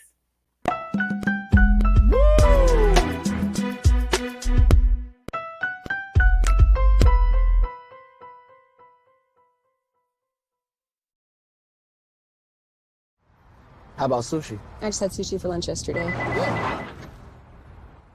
How about tacos? Automatic emergency braking, one of 6 advanced safety features standard on every 2022 Chevy Equinox. Find new technology. Find new roads. Chevrolet. We're all impacted by the culture, whether we know it or not. From politics to music and entertainment, it's a huge part of our lives, and we're going to talk about it every day right here on The Culture with me, Farajii Muhammad, only on the Black Star Network.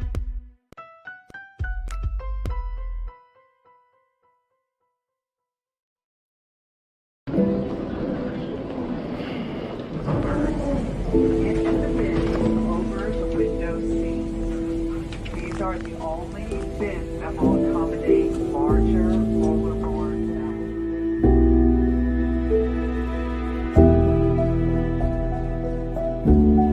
They put 10 in here? 10, and you don't come out till you die. And you eat him, you eat 10. Oh my God.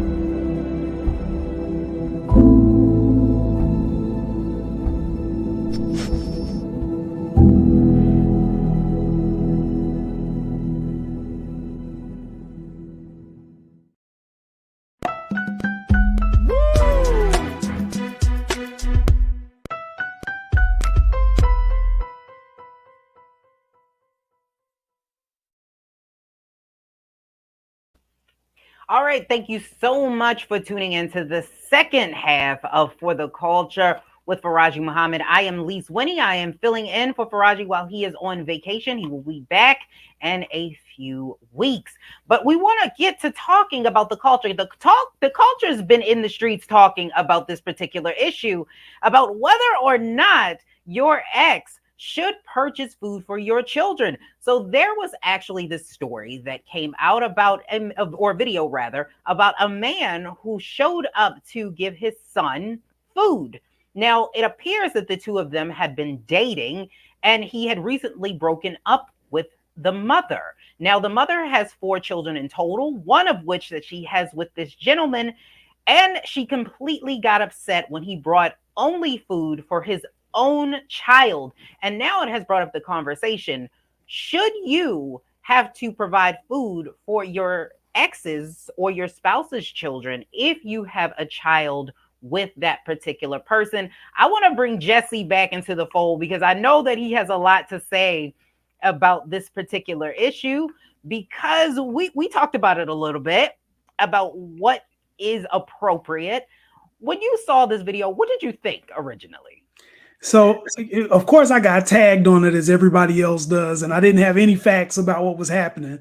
So I just hit play, and what it looked like was basically somebody was using a video to ambush a guy who brought food for a child. And then as you listen longer, it was like, okay, well, now we're getting some backstory. She's got 3 other kids that were not his, and he brought food. I didn't know anything about the past relationship, anything like that. So naturally, I thought, okay, well, this man's obviously trying to show love to his kid. He got food for his kid. But I'm one of the people, I guess, from the comments that I saw, who is in the rare boat of like kind of seeing all sides of this. Okay. So you do see all sides. So what I want to do is actually for those of you who have not seen this, I actually want to play it so that you guys can get a better understanding before we go, because I think we're going to go back and forth, because I don't see all sides. I'm not an all sides girl on this issue. So I want to put that up so that we can actually see all parts of this. And day my baby daddy come here with one meal for my child, but I have 3 other kids. We have 1 kid together, but he only want to come and bring one thing at McDonald's. But what about my other kids? How come you can't feed my other kids at McDonald's though? Like that's bogus as hell. Like you're not finna sit here and make my other kids feel left out, and you're only bringing one child something to eat. Look, there he go, and I bet you he only got one thing in there. I bet you he don't even. I'm finna expose out of him so people can see how he really is. It ain't more than enough food in that bag for everybody. What's up? Because I'm finna expose you. What? Because that don't look enough for all my kids.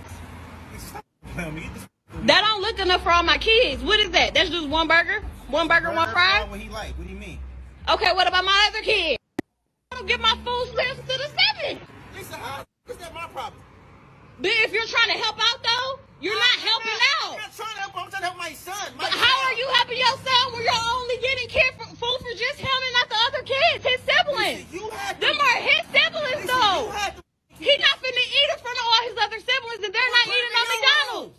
No, why do I gotta put? Bring him out to the car. I'll let him No. He's not finna eat that shit at all if you can't bring enough for everybody. Lisa, so you telling me that I gotta bring? So when I bring my son food, I gotta bring your kids food too now? Yes. You sound dumb. How is that dumb? You sound dumb. You sound dumb. Where are they daddies at? Nobody told you to talk to them other. You had them other kids. They're your responsibility. They're not my responsibility. Okay, but if you're gonna bring one, you need to bring it for all. How do that shit look that I'm letting one child eat McDonald's and all the rest of the kids can't eat no fucking McDonald's? So you know I get food stamps on the 11th. 3 kids that ain't mine. 3 kids that ain't mine. Yeah, McDonald's. You know I get food stamps on the 11th. 3 kids that ain't mine. 3 kids that ain't mine. Yeah, they're his siblings. You knew what you was getting into when you had a baby with me. No, I didn't. Yes, you did. You expect me to take care of all the kids? They're not my kids. Okay, but you still had a baby with me who have kids with other people. I still have other kids. Because I'm exposing you. Everybody think you such a motherfucking good daddy. No, you're not. No, you're not. You're full of shit in this bullshit. You only come here with one piece of food for one child. The child that's mine, silly. No, that's dumb that you can't feed the other kids. Don't feed nobody at all then. He can't take that shit. He can't eat it. Maybe if you had 1 or 2, I can maybe. You got it's 3 extra kids. What the f? I like going to my mother account, spending money on all those kids. Them not my kids. Them are your kids' siblings though. Dumb. So that's what you gonna go with? That's the one you gonna Those go are your fucking kids' siblings. They my. All right, so it's a lot of language and a lot of things going on. But for you said you see everyone's side in this particular situation. Yes, I think I do. So the first thing, and I think the obvious point is from the father's perspective, he's looking at it as this is food for my child. I don't think there's anything wrong with a father bringing food for his child, and the other children were not his responsibility. Okay. But the backstory that we're getting is that he was with her and was providing food for all of the kids prior to this video and prior to them breaking up. Mm-hmm. So if that's the case, then the kids have been accustomed to a certain standard. Doesn't necessarily mean that he would ever be legally obligated to continue providing for those kids. But I do think it's hard to take kids that have gotten accustomed to you bringing food for them and then saying, okay, well, I only care about the one of you. From the mom's perspective, it's interesting because I think that what she's trying to do is not make other kids feel less than. And I Okay. think that she's trying to advocate so that they all are on equal footing. I also think that moms don't get enough credit for the time that they actually spend with kids, because obviously he wasn't with the kids. She has the kids at her house. Right. So I think there's a lot to be said about somebody. I have one, and I know it can be difficult deal with one all day. I can't imagine four. So I think she's trying to express a standard of equity with all of the kids. And then likewise, I think that we oftentimes get confused between what legally would be allowable if he were to say, because people were like, oh, go sue for custody, get your kid, all this stuff. And I agree. Legally, I don't think that he would ever be held responsible. They weren't married, it sounds like. So he's not going to be held responsible for all of them. But I do think that there is something to be said for the approach, right? So like, okay. being able to like pick up your kid and deciding that while he's out with you, you're going to take him to McDonald's. That's one thing. Or even bringing, people talking about bringing a Little Caesars pizza, bringing a hot and ready, right? Like bringing something like that. It's different. I think, from the fact that she already had the recording and it sounds like she already knew what his motive is. He's done this before, right? Like so they probably had a conversation about this before, and she was recording him for the purpose, I guess, of catching him in the act and exposing him. I don't think it makes him necessarily a bad father because he won't bring food for the other kids, but I do think there's a little bit more than the innocence that I initially saw this video with. Well, I see you coming with all the legal, you got the legal mind and all of those types of things. So here's my perspective. And I know I saw the mother's rebuttal. She did come out and say that they had been dating and he was providing the food. But I think that in this society and culture, we get mixed up with things that would be nice and things that people are obligated to do. That would have been nice. It would have made him a great guy had he not just been like, no, y'all don't have McDonald's money. Just my son. What you want, a double cheeseburger? Like, that's messed up. But he's not obligated to do that. I think the mother's anger is displaced with the fault, because first of all, she chose him. Let's start there. Right. And then two, we also have to realize that these aren't his children. He makes a valid point that, where are these other children's parents as well? It's not a nice thing to do. I think that he would have been a great guy had he just said, hey, and plus, I don't know your name, sir, but if you would have just brought groceries, problem solved. Like just buy, bread and cheese and apples, and it could have stretched out instead of the McDonald's food.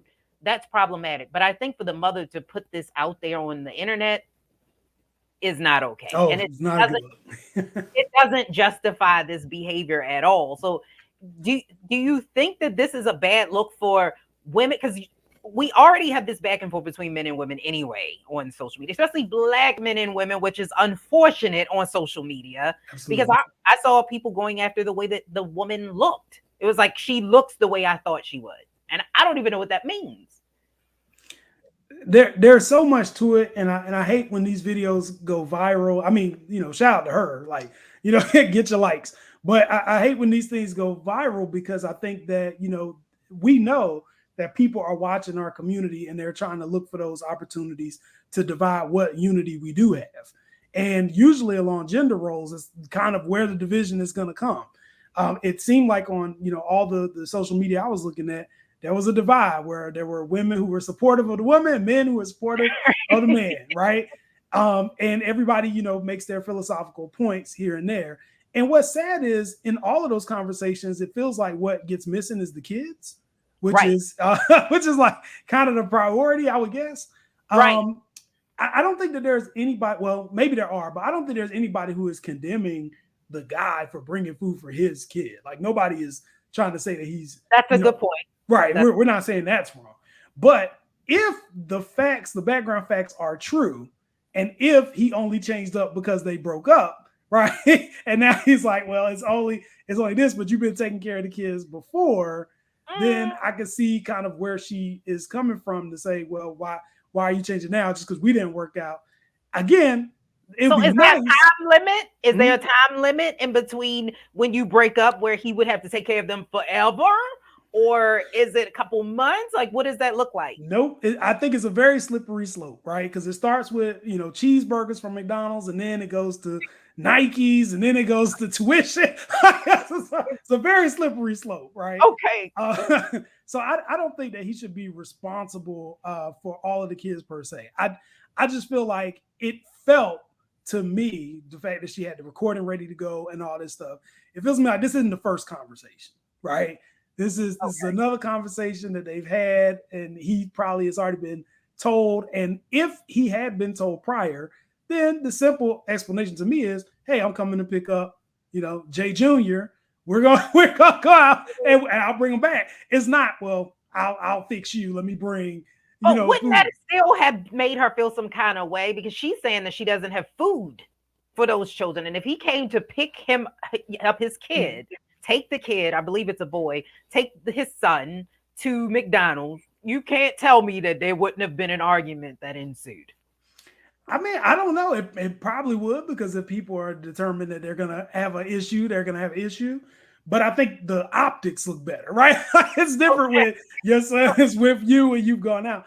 I'm always sensitive, particularly when it comes to women who are raising the kids. Like, I'm always sensitive because you get the luxury, if you're not there, of being wherever you are with whoever you with, doing what you want, and she's in the house with 4 kids all day. Right. And if she doesn't have groceries, one of them at least is yours, right? So I think there's some level of credence that you have to give for the fact that she's going through that. I also feel like we don't know, his situation either. Like, I don't know if, this is his last meal. He had a coupon from McDonald's, whatever the case may be. We don't know what his situation is. So I don't think that I think that the optics of it are really the thing that hurts me. Just as a Black community, I feel like we're so much better than this. So it feels bad, but I do know, it's an interesting point of discussion. And I think that, hurt people, right? So everybody who has been hurt before, if you're a guy and you feel like you don't win in the court system and all this stuff, then I feel like you're going to come in with your emotions about what you think he did that was right or wrong. And I think if you are a woman who has been screwed over by a dude that doesn't do what he's supposed to do, or who has been petty after a breakup, then I think that, it's going to be polarizing and you're going to go to the side you're on. But I really think I see all sides of the situation. And I don't know necessarily that there is a right or wrong for either party. I think if anything, it's just a lesson to us to take care of your responsibilities and make sure that you are knowledgeable about the person that you are having a child with, and you understand what the gravity of the situation will be and act accordingly. Right. And I do want to put it out there. Just because you have children, I don't believe that means children prior to you getting into a relationship, that becomes that person's responsibility if you guys do not get married or have an agreement. But I also want to say that I think that had this not happened like this, like she threw the food, maybe she could have said, I don't want my other children to feel left out. Your food back with you. I think that would have probably helped the situation when we're talking about optics, but the culture is talking right now. They're saying, Damon Blissett is saying the expectations for a guy to pay for other kids that aren't his should not be placed on him. If he chooses to do so, it's cool. Right. I kind of agree. McCall said the mother made another video stating that the ex-boyfriend had been purchasing food for the other 3 children, but he stopped once they broke up, which, I mean, that's probably what would typically happen. Like I said, if he was a great person, he would have continued, but he's probably just like most of us. Like we don't know why they broke up either. Absolutely. So that's there as well. We also have heck no. If you are married or dating someone and one kid is his or hers and y'all together, then yes, he or she should. But exes, no way. I agree. If he was actually still living in the house, this would have been absolutely appalling. But the fact that he doesn't live there, I'm like, it's up in the air. Hotep Pan Africa said his actions were insensitive. However, he has no obligation We should, however, organize our community to nurture all of our collective children. I agree there. He's on my level. I agree. Yeah. Willie Frazier says, as a man with no kids who has fed plenty of other guys' kids, I'm with the dude. Ain't my fault you're broke and your other baby daddies are broke. I don't know. Don't say that. Mike B, thank you for checking in. He's saying these are all tribulations of multi-tenant parenting in the Black community.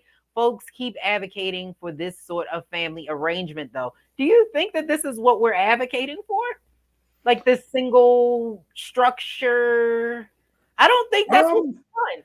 Yeah, I don't think. I mean, what I'm advocating for is I'm advocating for people to take care of their responsibilities, but I'm also advocating for children, right? So I feel like, it's knowing myself. If I had a situation where there were other kids that I knew were hungry, I'm probably going to take care of all the kids. Now, I don't think that is something that everybody should do, but I am very sensitive to kids being hungry, right? Like I'm very sensitive to that. Likewise, would I expect a phone call or some degree of appreciation from the father of those kids or from the mom? Probably, right? Okay. But I would hope that I'm doing this in good faith because they're going to do the same for my kid. Like I wouldn't want them to be like, hey, I'm taking my 2 kids to Disney World. Your kid can stay here. Like I wouldn't want that. I would definitely, talk to them to work it out. But I mean, this is one of the reasons why for me, like in dating, kids are a different issue. Like I don't necessarily want to date somebody who already has a situation going on, just because I know these issues come up and everybody might not be mature enough to be able to navigate those spaces.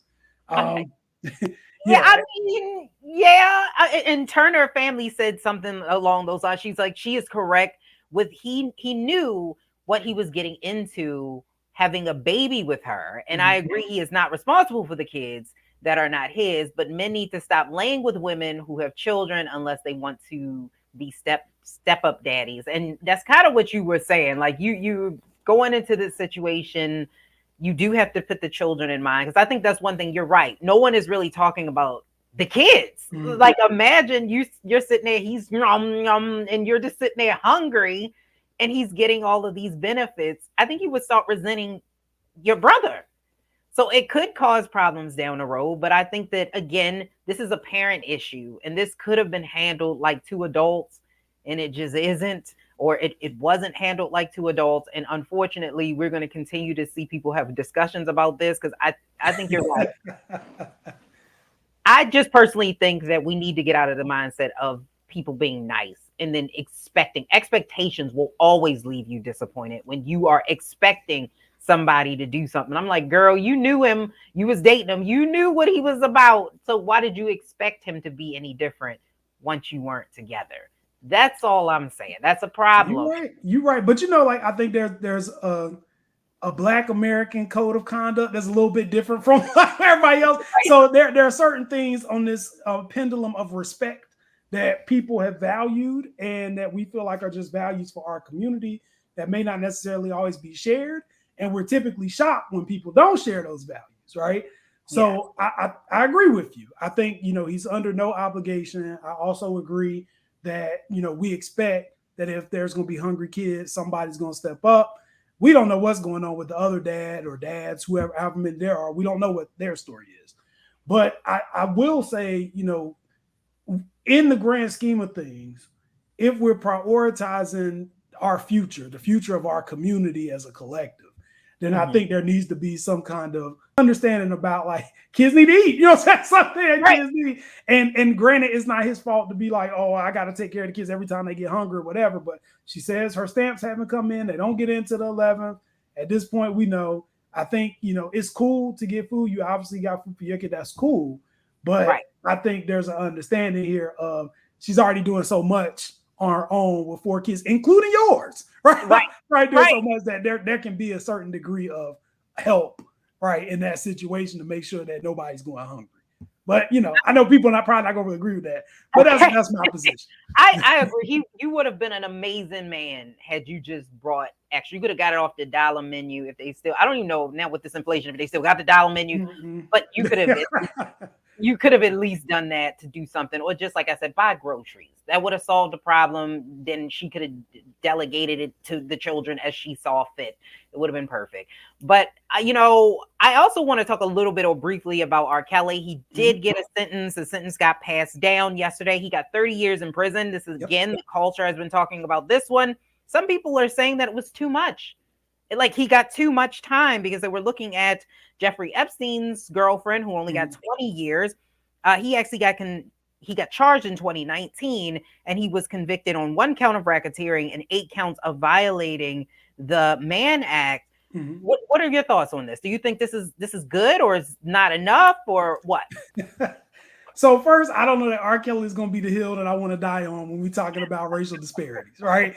I feel like he terrorized Black women for a long time, and this is justice. This is what happens when you finally get caught. He had a long run, and he had plenty of warnings along the way. So, he did get convicted of 9 different counts. Jillian Epstein, she got convicted of 5. I do think, they had the possibility of giving him even more than 30. I think he could have did life. So they gave him 30 when I think the prosecution was asking for, I want to say 20, I think it was 25. Yeah. They gave him 30. Now we all know that once you are in the grips of the court system and the judicial system, there are going to be there's going to be inequality on a race basis anyway. We know that, right? But once you have already done all of these things, it's kind of like, I don't, it's not, we're talking about an innocent person. There are innocent people who get convicted all the time and they get all kinds of inflated sentences that they don't deserve. And then we can do comparative analysis about, but you didn't do this to so-and-so. But this one, it's kind of like, hey, brother, like you got caught. We told you to stop. You didn't. We did. Sorry. And his music is you go back and listen to it. They weren't just dog whistles. Like my mind is telling me no, but my body it seems like she's ready. I'm like, what were we thinking when we were listening to this? He married Aaliyah and we just went, it's fine. It's fine.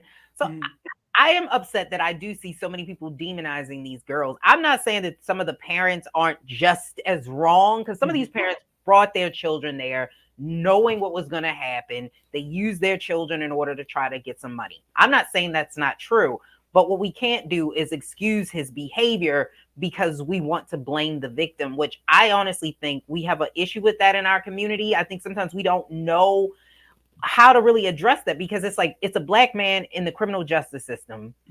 We know that it typically can be harder on Black men, but at the same time, he's abusing Black women. Absolutely. So I think we're stuck in the middle. Like, what do we do in that situation?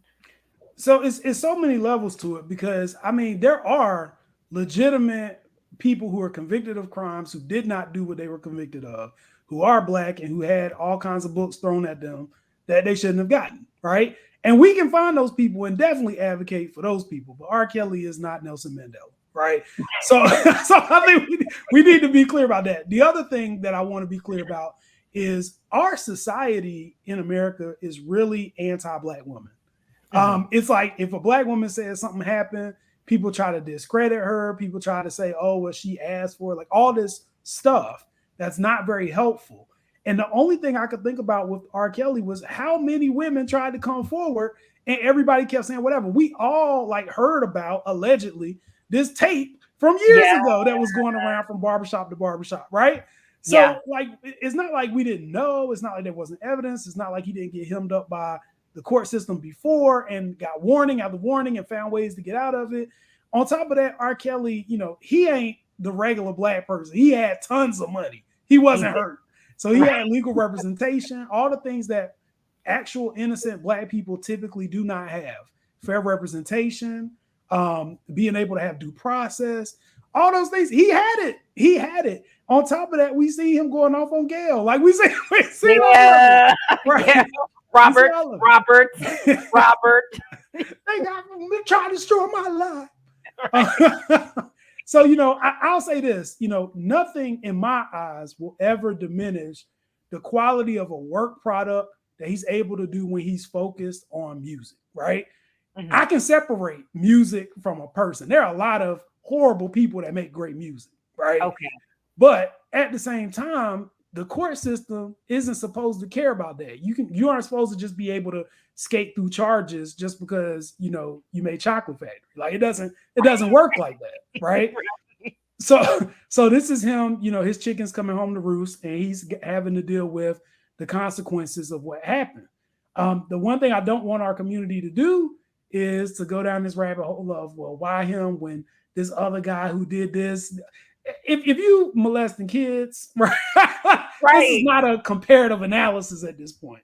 We need you out and to save the kids and save the victims from being able to go through all this stuff. And we knew part of him having money was him having people in place that insulated him from liability and him intimidating a lot of these women who were coming after him, telling him, saying what he did. So he's done essentially, arguably the same thing that Donald Trump is currently doing right now with the January 6th. Right. And yet, at the same time, I feel like I can't have any kind of loyalty to R. Kelly when I know that he's harming my community even more so than he is benefiting. Correct. And I agree. Like we will have to either separate his music or don't listen to his music, because I know some people don't want to stream it because he, gets money from it. But the culture has spoken. They're saying, nope, Kel's got, Donita Jackson said, nope, Kel's got what he deserved. The fact that white men / women didn't get what he got doesn't absolve him of anything. I agree. It says Brother King Lee says Mr. Kelly got what he deserves. However, I still love some of his songs. Yes, that Bump and Grind song is one of my faves. Everybody loves those songs. We still love them. Janae said he got his due. He didn't let them girls go, and he was abusing them in all kind of ways. 30 years is enough time for him to write songs of remorse songs. Okay, I agree with that. And it says, Real Brooklyn says, I really can't say if he's innocent when he married a 15-year-old. Of course, at that time, we didn't care because he was making hits. Somebody need to look at them Isley brothers. Just saying. I don't know. Please don't. Let's not throw them in there. I don't know about Ron and them. But I will say that R. Kelly definitely, I believe the culture has spoken. They're saying that he got his just due. And I think most people would agree that he just had this coming. It's been a long time. Absolutely. It's been a long time. Seems like you're ready, R. Kelly. Seems like you're ready for jail now. So you go on and serve that sentence. It's all done. I want to thank you, Jesse, for coming on today. You are absolutely awesome. And for those individuals who want to listen to your podcast or how can they listen? Definitely. So I have two. One is Brothers-in-Law. That's BRUTHAS, the letter N, and then LAW, where we talk about legal issues with my podcast partner, Sean Carter. I also have a YouTube show called The Pan-Africana Show. And it is our attempt to try to bridge the gap across the diaspora in talking to Black people from all over the world and trying to help us build bridges between the continent and between all of the diaspora so that we can hopefully put a network together and be able to try to get away from our dependence on white establishment. So definitely feel free to check us out. And you can also reach me on social media at J Hamilton McCoy 2. And he is so intelligent, so smart, so funny. You will absolutely love following him. I love everything that he does. He's absolutely awesome. I would say go Blue Devils, but I'm in Maryland, so the Turks, and I can't do that. But I appreciate everything that you do. Well, I thank you for having me, and all of the things that you said about me, I will send you the check in the mail. I appreciate what you said. But I am just so happy to see your growth and so happy to see you pursuing all kinds of opportunities.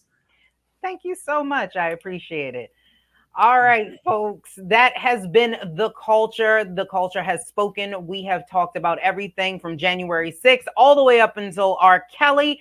I want you guys to make sure that you go to the Black Star Network or the Black Star Network app and download it in your Play Store so that you can get so much great content and support Black content creators and give so much back to the community and tell stories that aren't often told in mainstream media. Thank you so much. Farajii will be back soon. We appreciate you. Have a good day.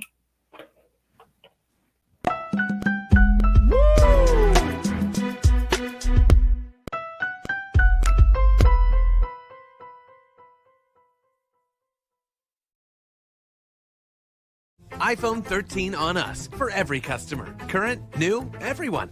To show the love. How about sushi? I just had sushi for lunch yesterday. How about tacos? Automatic emergency braking, one of 6 advanced safety features standard on every 2022 Chevy Equinox. Find new technology. Find new roads. Chevrolet.